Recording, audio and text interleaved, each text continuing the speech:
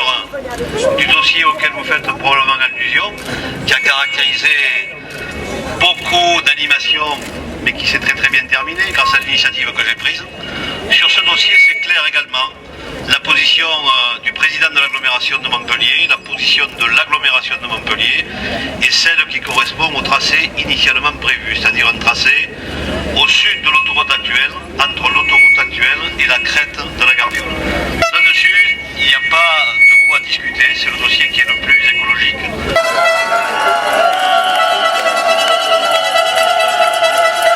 Nous sommes des gens responsables qui connaissons bien les terrains qui sont concernés par ce projet et que nous voulons avec vous réouvrir un dialogue qui nous paraît être la seule voie possible à l'aboutissement de cette volonté de faire traverser le bassin de Thau par cette LGV. Nous ne sommes pas contre la LGV sur le fond et vous le savez. Nous avons donné unanimement notre accord pour un premier trajet et cet accord avait été entendu par les responsables de Réseau Ferré de France, de la SNCF et plus globalement de l'État. Sans que nous ne puissions comprendre pourquoi aujourd'hui un autre trajet que celui-là est proposé et ce second tracé a des impacts négatifs beaucoup plus puissants que le premier. Les élus et la population autour de la Gardiole et du bassin de Thau ont montré leur sens civique à diverses occasions durant ces dernières années. Ils ont remporté un certain nombre de combats.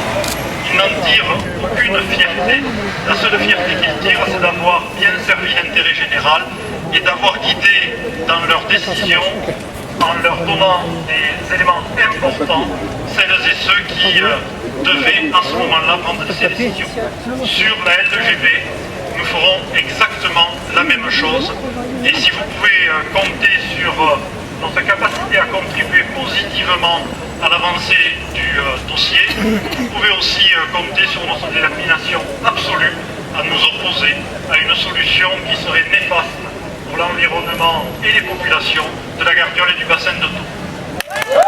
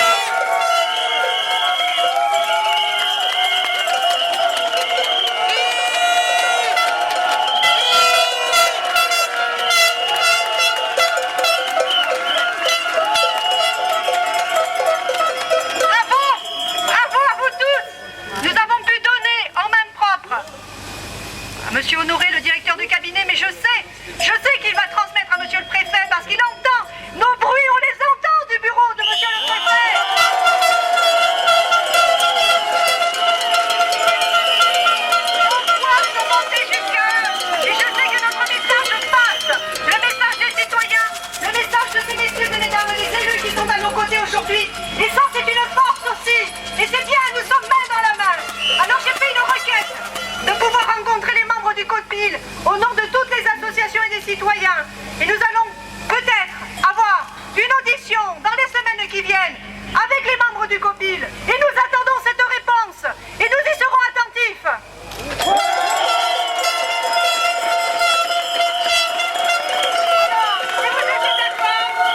J'ai porté la voix de toute la région.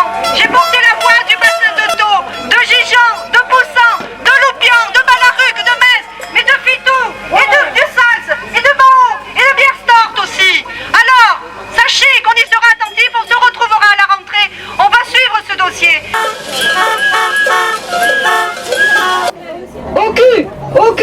Aucune hésitation. Non, non, non. Au dernier tracé du TGV. On s'occupe. Aucune hésitation.